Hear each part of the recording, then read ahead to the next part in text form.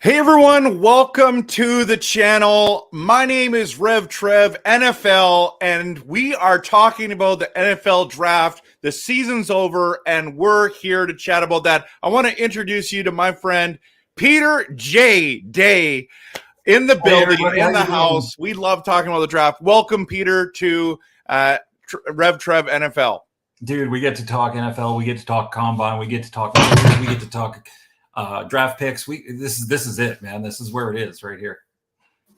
Right? Yeah, absolutely. And so today's conversation is definitely an interesting one. Now, for all those people who've clicked on and saw that I've got a Packers hat, Packers stuff all around, you want to click off because you're like, I'm not talking about the Bears with a Packers fan. Listen, this is the thing about Peter and I. We are big fans of the NFL. Yes, do we like our teams? 100%. But we are passionate and realistic, and that is why we can talk about these. We put aside the biases. I mean, sometimes it kind of blurs a little bit, but for the most part, most people say that we're very realistic. And so make sure that don't write us off because you just saw the stuff here. We're going to be talking realistically about. I'll keep them in line, draft. Folks. I'll keep them in line. I promise you. No promises for me. Okay, so we're going to talk today about the Bears with the first pick. What are they going to do? What's going to happen? This is the biggest conversation that's going on post NFL Super Bowl, and so man alive, this is a Bears fandom is in. It's so toxic right now. Pete, it is insane. It reminds me of people always say, which is the worst fan base? And everyone keeps saying it's the Minnesota Vikings, right? But when it was Jordan Love coming in and he was struggling for those 5 weeks, it got bad, right? Yeah. Apparently Bears Nation right now, the Bears, bear down place. It is polarizing. Some people want to keep Fields. Some people want to move on and get Caleb Williams, and so we're gonna dive into that conversation. Have you heard all this internal infighting with this? Well, it's and the funny thing is it goes well beyond what we're talking about with Justin Fields as well. Because if you think of that group and you're sitting there talking about pieces that you have in your franchise, a player like Roquan Smith, and you let him go, and it's okay, so what is our identity? So the Bears used to be this defense. They used to be, this amazing defense since back in the Ditka days. And it's they're trying to change their identity. And I don't think if I were a fan of the Bears, I wouldn't know what direction they're heading. And that's the frustrating part, I think, for those fans is what are we trying to accomplish? So we thought we had a quarterback taken in the first round with Justin Fields. What are we actually trying to do? And that's, I guess, what we're going to talk about. Absolutely. And I'm a part of a NFC North conversation that happens every Wednesday night on YouTube. And Andy from NFL Outdated hosts it. He's a Bears fan, does a great job with Seventh Letter, who's a Vikings fan. Then we have either Craig or Shelby who does the Viking stuff. I'm one of the Packers representatives with AVG Cheese and others. So it's really interesting hearing the different conversations that happen within the division, right? And so that's something that if you haven't checked out, make sure you check out on Wednesday nights, NFL Outdated. But for us, what we have some pretty strong opinions about the draft. For example, Justin Fields, right? As much as people crap on Justin Fields all the time, but I feel like it's been unfair. Now, hindsight 2020, we want to talk about the draft. You know me, I was the guy saying it should be Trevor Lawrence, and then they should have picked Justin Fields. I did not believe in Zach Wilson. I did not believe in Trey Lance. And now hindsight 2020, I look like a genius, right? But what a fluke, right? But like, and I still to this day, I've been saying this since that draft that it should have been Justin Fields number 2. So I don't think he's a bad quarterback.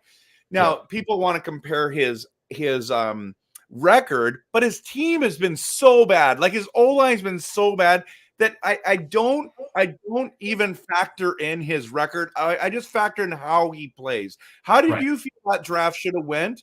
And were you more high on Justin Fields, or did you kind of think, well, maybe Zach Wilson could play in New York?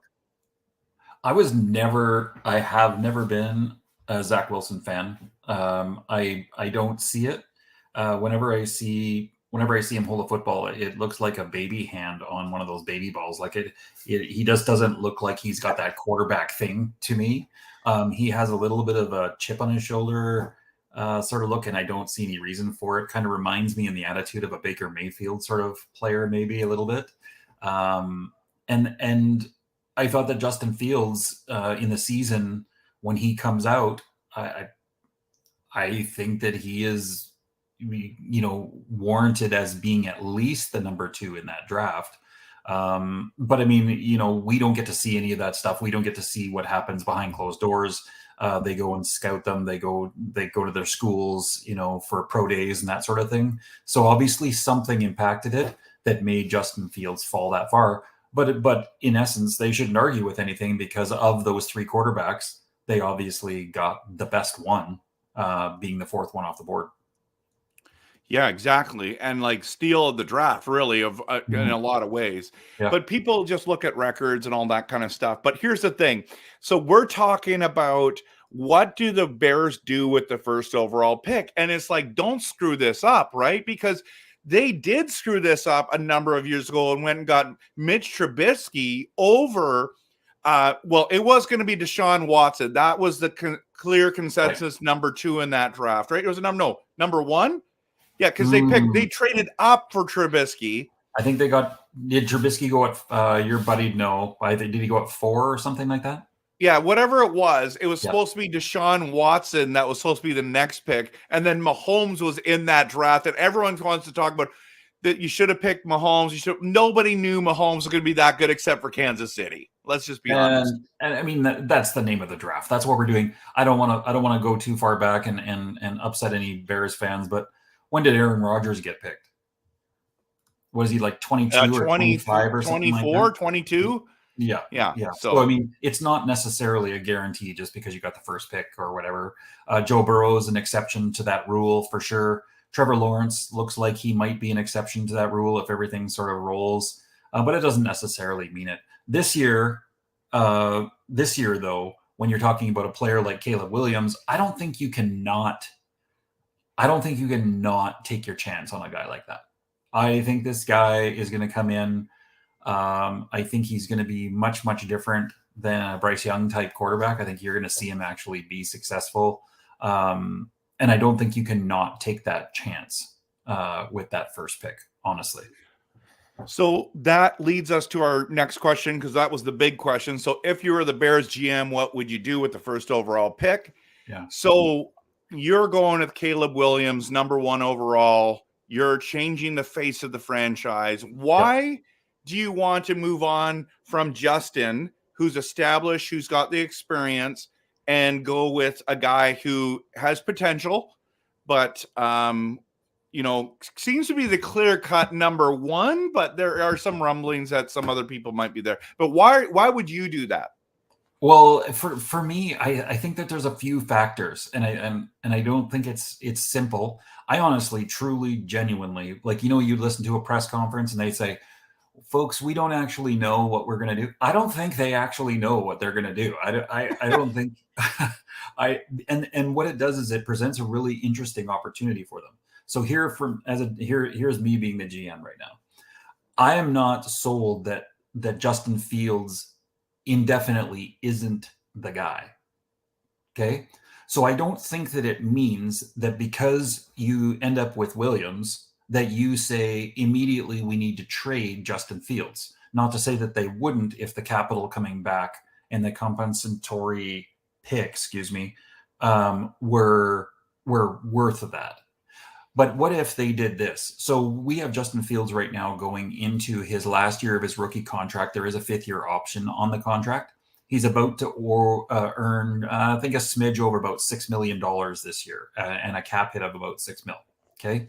So it doesn't really hurt the team to have him there unless you're really pinched in other areas.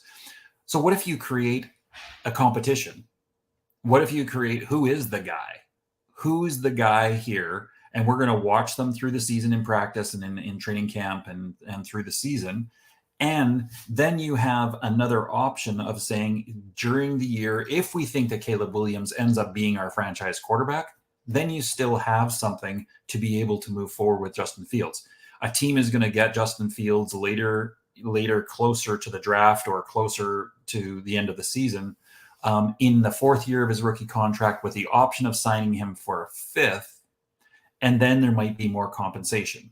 So which way does it work? I don't think it necessarily means as soon as Caleb Williams comes into play, Justin Fields has got to go.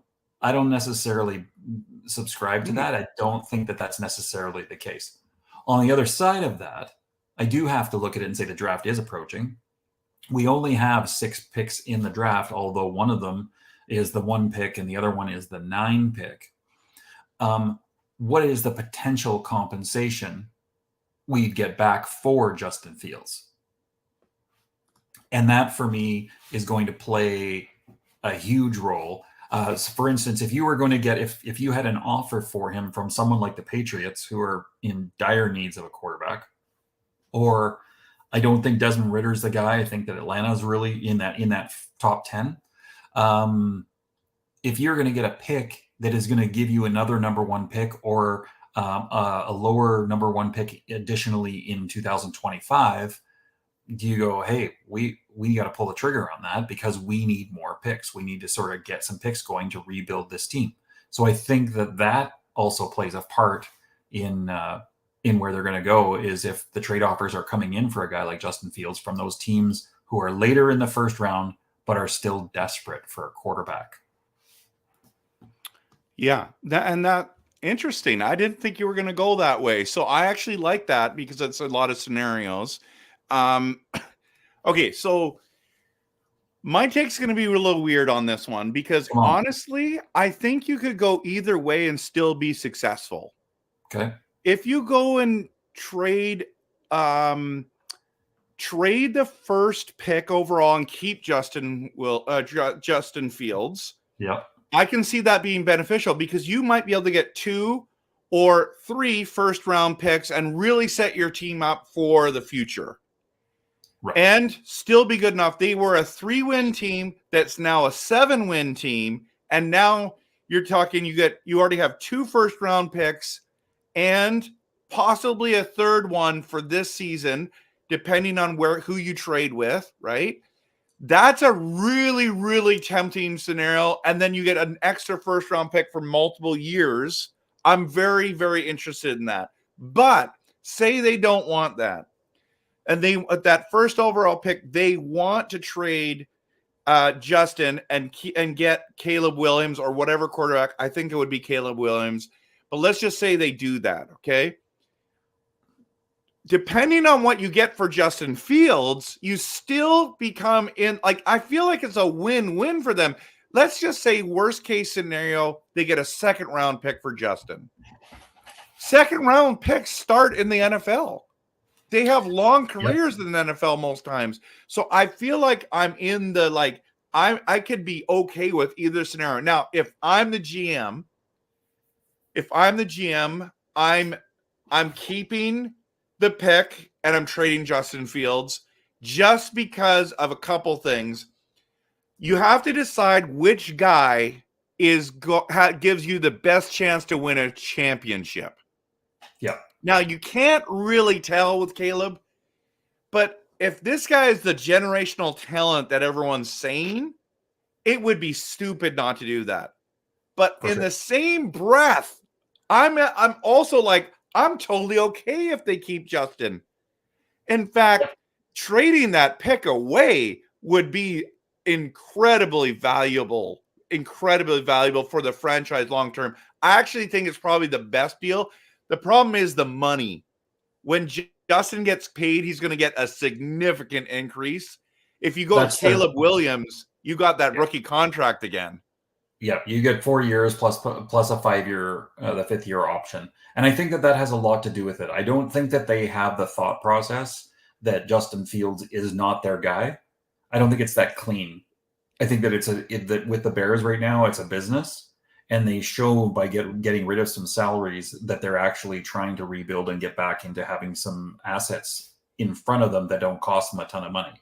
So I think that it's not as simple. They still have, if they pick up the 5th-year option, they still have 2 years with him around $6 million. But then after that, if he does in his 4th and 5th year throw for 30 touchdowns and 12 interceptions, you're into him in a couple of years for 40 mil anyway. And I think that also plays a huge part, not just in the, where we're talking about the draft, but in the future for the Bears. That's a big piece of what they're looking at down the road. I personally don't think there's any chance, zero chance from this end right here of them trading the number 1 pick.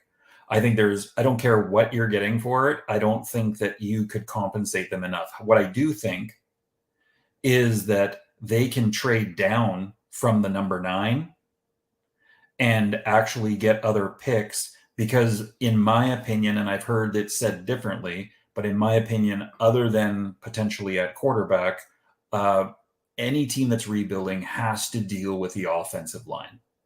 And so if there's any way that they can pull out of that a couple of offensive linemen within the first round, that would be amazing. So at this point right now, the way that you would set up a mock draft, Joel, who's probably the most kind of NFL ready left tackle, he's at Notre Dame. He's probably going to be the first offensive or the first left tackle taken off of the board. At this point, if you had your 1 and your 9 pick, essentially you get the best of both worlds. You get to have your quarterback and you get the best offensive lineman on the board, arguably. So if that's the case, you still could get him at like 12 and then potentially get an early 2nd round or a super late 1st round pick to go along with that, along with your other picks. So I think that the 1 pick stays where it is. I really don't think there's any chance that they get rid of that pick, because then Bears fans are going to lose their mind, right? So they made this trade with Carolina. Now they have the number 1 pick, and they're up in arms as it is, and then they trade the number 1 pick. Yeah, if you want to lose a fan base, I think that's that's a great way to do it. So I think but I do think the 9 pick is out there. I think that they could do it and still pick up a couple of the players that they really need to do it. So I would rather, if I'm the Bears, rather than taking 9, if I was taking, say, 12 and 26, I think that those picks could be just as valuable as that 9 pick, as the 1 player that they might get at 9. That's what I would suggest differently, slightly. That is super interesting. I've never even thought about trading the 9 pick. Because if your left tackle's not there, then you can trade down, and there's still other quarterbacks in the draft that people are trying to trade up for. Exactly. I think that this would be a great year for the Bears to really play the draft. I don't think you try and fix everything in a year. They're not going to be able to fix everything in a year. I think that their needs. They also have need at wide receiver, and there's 4 or 5 really good wide receivers in this draft. And so if you traded that one, you could probably still within the 1st round pick up a wide receiver as well. So that left tackle, to me, team needs for them. Yeah, as you can see here, the left tackle is obviously super, super important. And any franchise quarterback you're going to get, you have to protect him. You look at all the guys. So Rashad Slater for the Chargers, they took him with Herbert. We're going to protect that dude. His blind side is safe. We're okay. And I think that the Bears are going to do something similar. And if they can do it while maintaining something close to the 9 pick and then picking up a later pick, I think that would be smart for them. Yeah. So here's the thing too that people don't talk enough about is that so they went from a 3-win team to a 7-win team, and Justin Fields missed 4.5 games this season. Yeah. Yeah. The Packers were the 7th seed, the last seed to make it in, and they were 9-8. Yep. There's a scenario where the Bears could have won 2 of those games and been there. Yeah. Like they're close if they do it. If they do this right, they're very close to being relevant and stop being like the laughing stock of the league or like, the whole thing. Yeah. So interesting. It's so the dynamics to it are so interesting. I mean, of course you have to draft right. Yeah. Every team has to draft right, and not every team does. So absolutely. At the end of the day, if you okay, so if we're going Caleb Williams and we're gonna get a left tackle or an edge rusher or something that's gonna significantly help you there, that's important because I think this is where people have unjustly criticized Justin Fields is their O-line has been such garbage that he's running for his life. Now he is I think he's the second best scrambling quarterback in the NFL behind Lamar Jackson. Yep. But you can't do that every single game. That cannot be the game plan, right? So when Jordan Love, we didn't protect him. He looked terrible. Russell Wilson looked terrible behind an awful O-line, whether it was Seattle or Denver. At the end of the day, you have to protect them. So I'm sitting there and going, I don't know what happens. It sounds to me that most people want them to draft Caleb Williams and then at the 9 pick take Marvin Harrison Jr. Yeah, Marvin Harrison Jr. is still there. Of course that would be a great piece, but there's teams ahead of them that also are looking for that wide receiver. Okay, well, let's look at this while we do that. So let's chat about that. So who do you think there? I mean, some of you might have to full screen your stuff to see this properly, and I need to take down the banner so we can see this well. But if we're going there, if we're going team needs, right? Yeah. And so Chicago takes Caleb Williams. Washington's going to take a quarterback, right? No, wait a minute. They got Scott Howell. Yeah, but I don't think Howell convinced anybody. I think that he had his moments for sure, but I don't think he's convinced anybody that he's the franchise. Is it Scott Howell? Did I get that right? What's that? Is his first name Scott? No, Sam Howell, I think. Sam Howell, that's what it is. Yeah. Okay, but New England will probably take a quarterback. New England is desperate for a quarterback. So it's Drake or whoever's next. That's also a trading partner, if you truth be told. Arizona's not taking a quarterback. Chargers aren't taking a quarterback. Yeah. Right. So are you thinking they're going to take a wide receiver there or the Giants? I think the Chargers take a wide receiver in that spot. The only other player that I would sort of aim at with them there is a defensive tackle. They need to shore up the middle of the field. And so defensive tackle would be a nice piece there. The other piece of it as well, if you're talking about players who could fall that the Bears could look at if they move back a little bit. Tight end, I honestly think he is the next kind of George Kittle, kind of Mark Andrews guy. Brock Bowers. I think that guy is going to be there. And then so if you don't get exactly what you want, you're going to get probably one of the top 5 overall players in the draft who could fall down into the 12, 14, 16 sort of range. So if you did move back a little bit, there's more options as well. I think they honestly go quarterback. And if they don't trade the 9 pick, they're taking the left tackle. Probably if Joel's still hanging around, they probably take him there. Yeah, it makes it really interesting, doesn't it? I don't think you can go wide receiver, honestly. I don't think you can go wide receiver if you're not shoring up part of your offensive line with first round picks. Yes. When you look at the great teams and what they've done, they've always taken early round offensive tackles, and it's not an exciting pick, and it's not names that people recognize, and they don't do all the leaping and everything at the combine, but it is what shores up your team. It's what helps you run the ball, and it's what helps you protect your franchise quarterback. So if you're not building from the offensive line out, I don't know what the purpose is to picking a wide receiver, because you can't protect the quarterback. Marvin Harrison's not getting the ball. So what if they trade the first pick and they trade it with Atlanta or someone like that, or New England or something, right? They still get Marvin Harrison. They still get their left tackle. They have Justin Fields, who's been in their system for a while. I mean, I think the real problem, it wasn't Justin Fields. It was Getsy. He was terrible playing. You know, he's gone now, right? So if they got the right guy in, like this, makes it interesting to me. You know what I mean? I see. I think a little bit of also has to do with teams like the Minnesota Vikings. Honestly, the New York Jets probably could use a quarterback. And we're not talking about next season, or potentially if Aaron Rodgers plays 2 more seasons or something. You're not talking about that.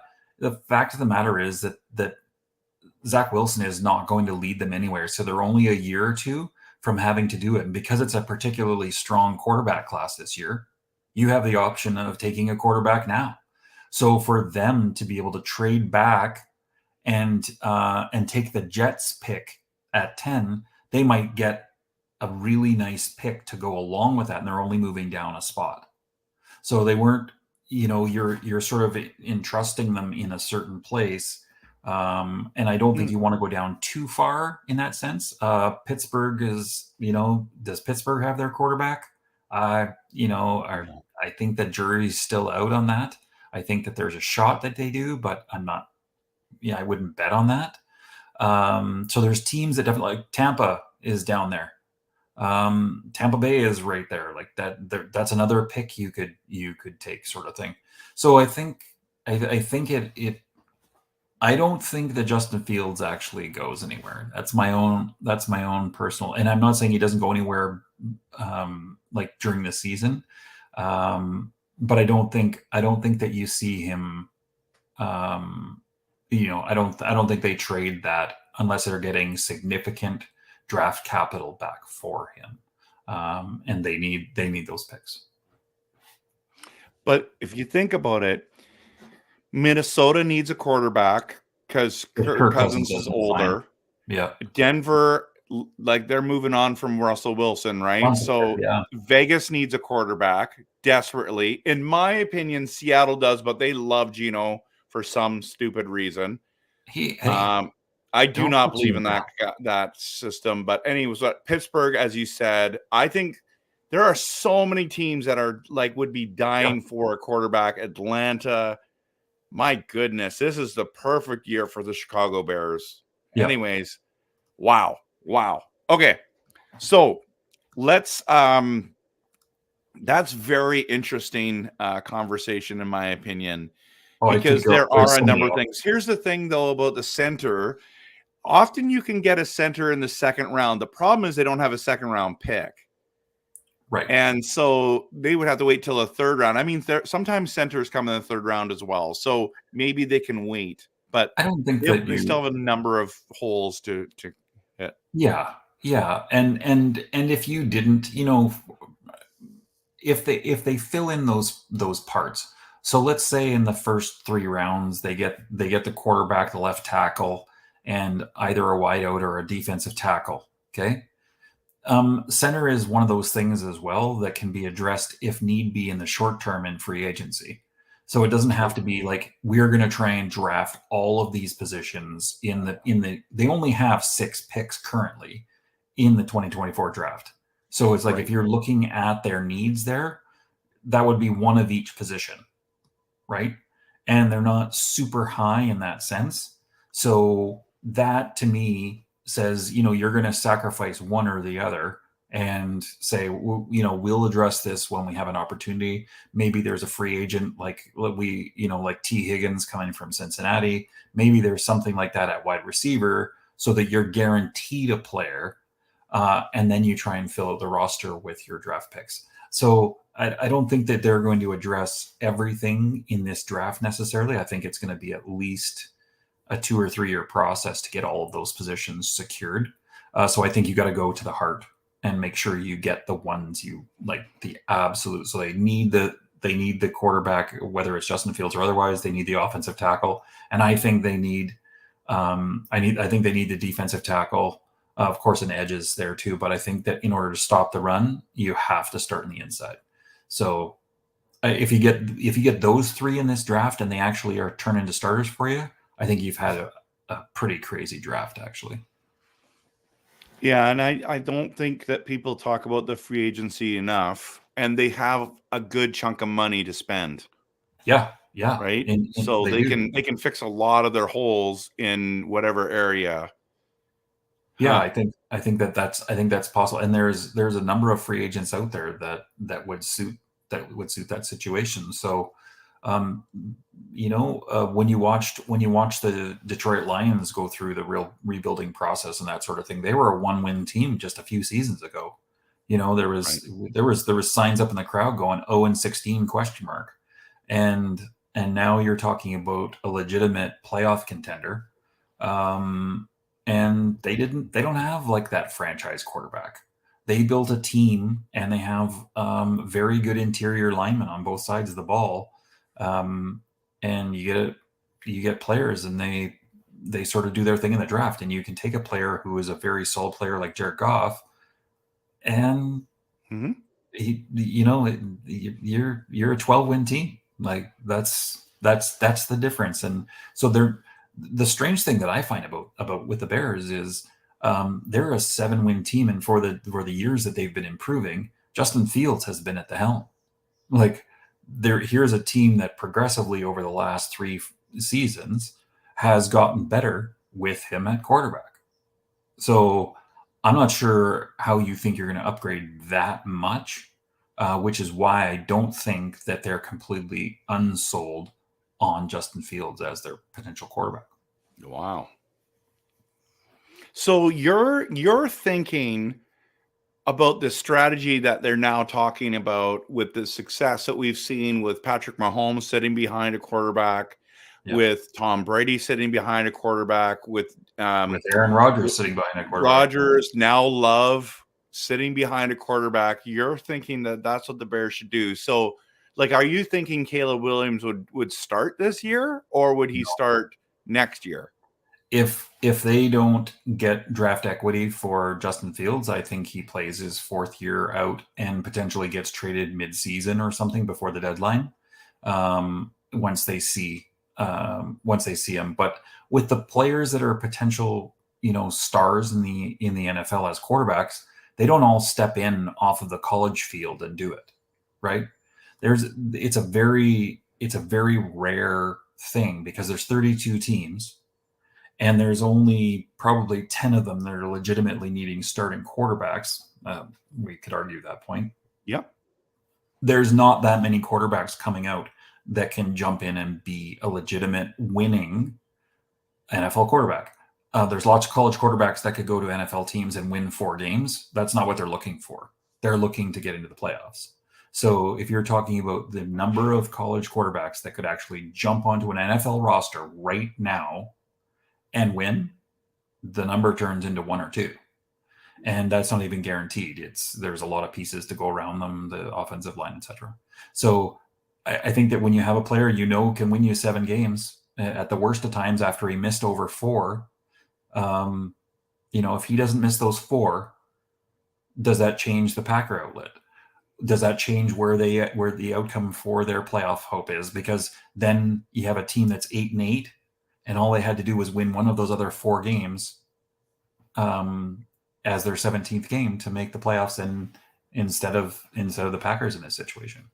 Not to put any No, salt in no, that you're wound. right. You're right. You're right. I mean, it's all hypothetical. I mean, It is. granted, I mean, we keep beating them twice a year, so you got to keep saying that we're going to continue to do that until they change that. But well, you're and right. Those other games with him gone, that we beat them both times with Justin Fields. So it's the other games that they could have won, yeah, and they that's right. legitimately could have been a playoff team. Yes. I mean, you have to say the other teams would lose it, but you know, it is a possibility, and I think that that's a realistic thing to talk about. Interesting. I think for right now, like those teams like the Bears, I'm sure you're going to see New England do it. They're going to start collecting picks. Like that's what they need to do to right the ship. They're not going to do it through free agency alone. Again, it should only be just a supplement of what they're getting in the draft. So I think you need to get as many picks, do whatever you need to do to get as many picks as you can. I really don't see them picking at 9. I see them trading that pick, if anything.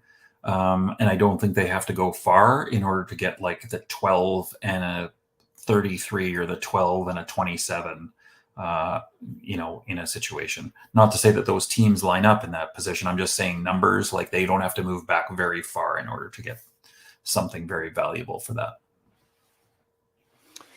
So if they traded Justin Fields, what do you think he would be worth? Wow. If they went with Caleb Williams, and what do you think they could honestly get? I guess it depends what team. I guess it depends what you're talking about, which team you're talking about. We have known Justin Fields to this point to miss multiple games per season with injuries. It's not, I don't say that that's going to be his career sort of namesake, but that does hurt his value a little bit, the same way that it would hurt Joe Burrow's value in some cases. I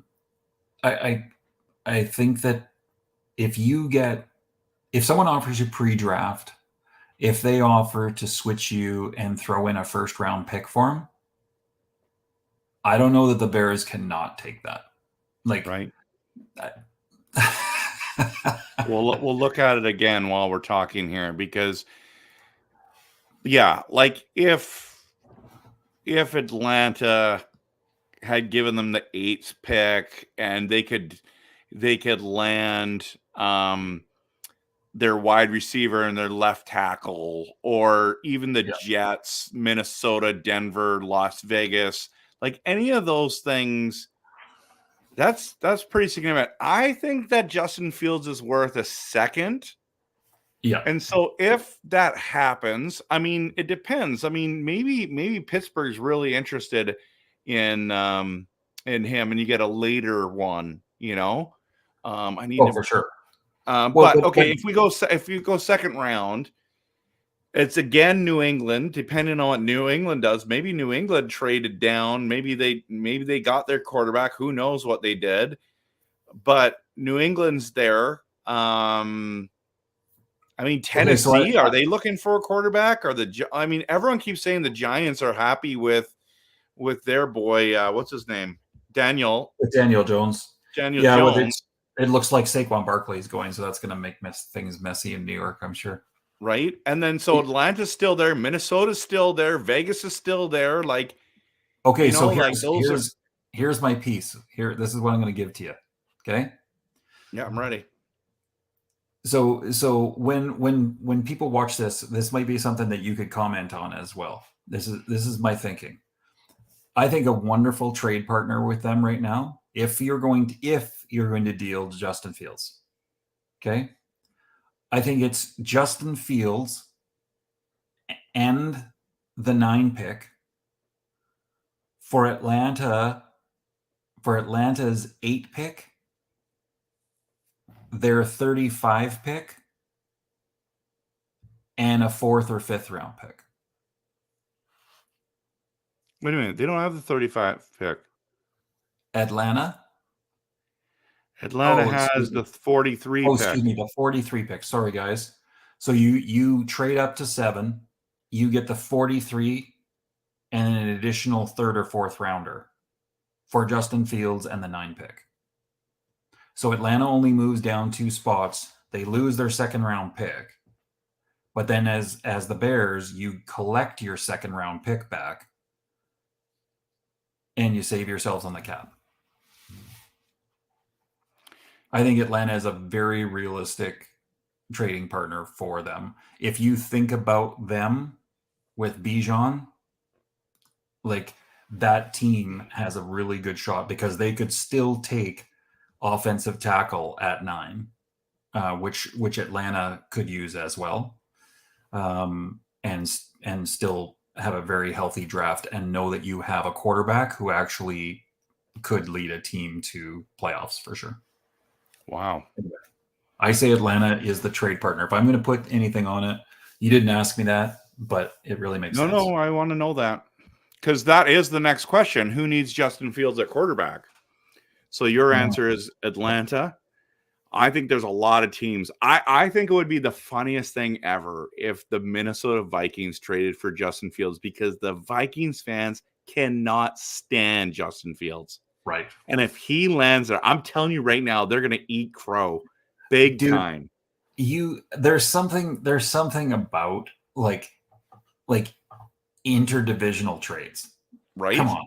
Like I think what would be kind of would almost be a little bit of justice is watching Bill Belichick leave the New England Patriots and then have them pick a quarterback like Justin Fields, who is a running, scrambling quarterback that just drives a guy like Bill Belichick crazy. So it's actually where the changing of the guard is not only in the in the coach, but also in the quarterback. When Cam Newton was there for like a season, Bill Belichick said he lost more hair than than any other season in his career. He just didn't like that type of quarterback. But that's who Fields is, and that may be the change of the regime in New England as well. That type of, if that's an option for him, whether that means they trade up as high as New England is in the first round, or trade back and get a couple of better picks in the second, like early second round from New England. I don't know. I think he's a fit in New England as well. Yeah, I do too. I do too. And if you don't have to give up that first overall pick and you can do a second, that's a really great spot for them. Oh, absolutely. Really great spot. And I do think, like, just because Justin was whatever number 20 pick or whatever pick he was, doesn't mean that he should be that again. I mean, he could drop. So yeah, for sure. I think there's about 4 teams that legitimately need a quarterback like Justin Fields. I think he's going to be in high demand if they go Caleb Williams. So, wow. Yeah, I think if he's healthy, I think he looks like a healthy, younger Deshaun Watson. He kind of has that same style. They have a similar ability to throw. They're not pocket quarterbacks, so to speak. I think there's lots of options out there. I don't think Pittsburgh's off.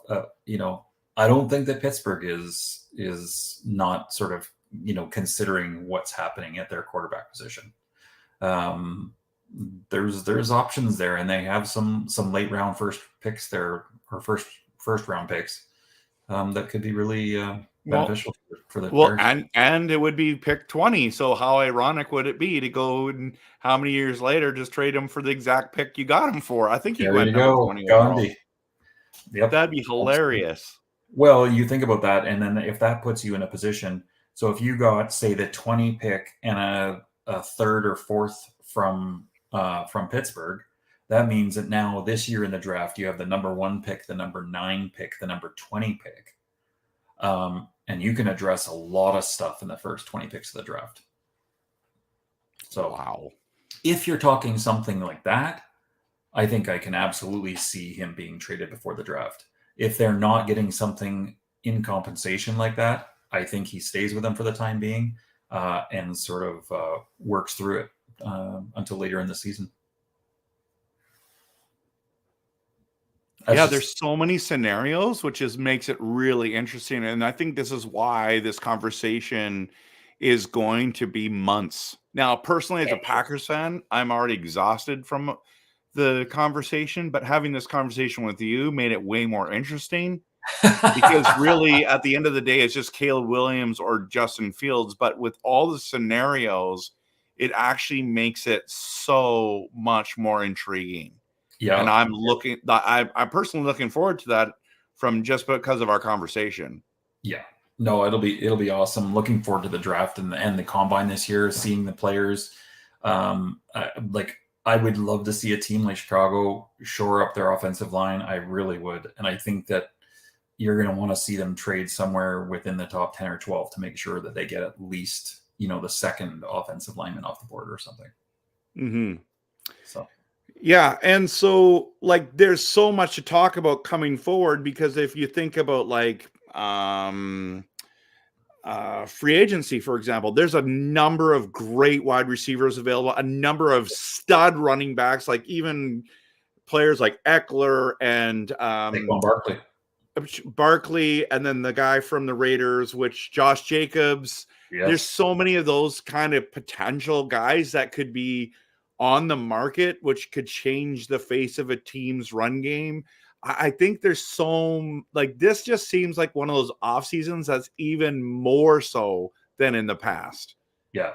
Yeah. The Bears are kind of in that realm as well, right? Where they're decent at running back, but you see a back like David Montgomery leave and have a really highly successful season with a divisional rival. And you're going to have to address something in that room as well. Absolutely. Yeah. All right. So this has been an incredible time together. Just a reminder, everyone, that if you haven't hit that like and subscribe, please do, because we have just been diving into so many different scenarios, not only tonight, but we just finished our video live stream about will the Kansas City Chiefs three-peat actually, first franchise ever in NFL history. If you haven't checked that out, please do. It is worth your hour-long video going there. We get into it on that one as well. But there's so many good things that are happening. There's so much to talk about. As a Packers fan, I'm going to be doing different scenarios of draft, as well as our future is bright. I mean, we exceeded our expectations. So there's a lot of things coming our way. So make sure you're hitting that like and subscribe. And, we love chatting about the NFL, even though we're fans of other teams. So yeah. Any concluding thoughts, Peter, before we go tonight?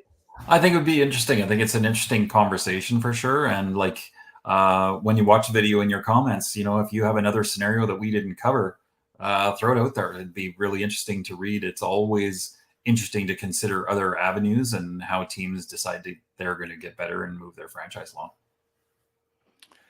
Well, thanks everyone for showing up, for being a part of this. We want your comments in, but don't forget to follow me on RevTrev NFL on X, on YouTube, on Facebook, and on TikTok. By the way, TikTok, Pete, I think I told you this, but I posted the promo video for the Kansas City Chiefs. It blew away my expectations in the first 20 minutes. I had over 700 views. That's wild. That's awesome. Good for you, RevTrev. Yeah, thank you, RevTrev NFL, everyone. So have a great day, and we'll see you soon. Peace out.